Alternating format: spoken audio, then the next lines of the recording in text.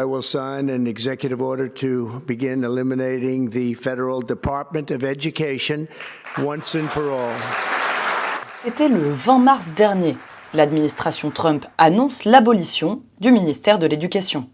Dans la foulée suivent la censure des programmes scolaires, des coupes budgétaires dans les universités, mais aussi dans les agences gouvernementales de la recherche, comme la célèbre NASA ou la NOAA, chargée de l'étude de l'océan et de l'atmosphère. Bref, autant de stratégies qui laissent craindre une guerre contre la recherche et contre la science en général. Alors en quoi la liberté académique est-elle aujourd'hui menacée dans le monde? Pour répondre à cette question, j'ai rencontré Laura Loéac, qui est directrice du programme PAUSE, un programme du Collège de France qui accueille des scientifiques en exil depuis une dizaine d'années. Alors, la liberté académique, c'est la possibilité d'enseigner, de diffuser ses savoirs, de publier, pour les chercheurs de pouvoir circuler aussi dans le monde, car la communauté de l'enseignement supérieur est une communauté internationale et donc il nécessite une circulation des savoirs. Aujourd'hui, elle est menacée dans le monde dans un contexte où les conflits, les crises, les régimes autoritaires et l'illibéralisme étant d'augmentation permanente et donc créent des viviers de chercheurs contraints à l'exil. L'attaque contre la science par l'administration Trump a entraîné des manifestations citoyennes et la mobilisation de près de 2000 scientifiques qui ont signé cette tribune adressée au peuple américain. Nous percevons un réel danger en ce moment.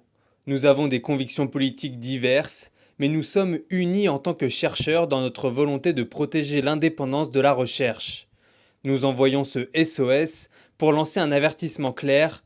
La recherche américaine est en train d'être décimée.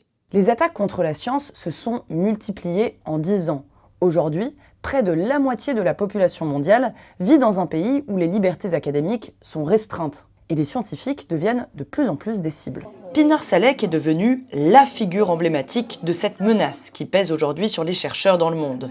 Depuis 27 ans, cette sociologue est poursuivie par les autorités turques en raison de ses travaux, à l'origine sur la communauté kurde.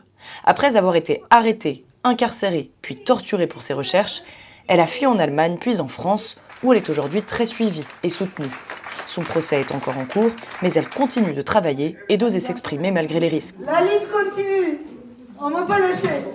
Et je pense que il faut s'habituer à vivre dans les luttes, parce qu'on est attaqué par les pouvoirs qui sont contre les réflexions, mais il faut continuer à être solidaire, à créer nos espaces, à créer nos moyens pour réfléchir, pour produire, pour poser des questions, pour s'exprimer, pour faire la science.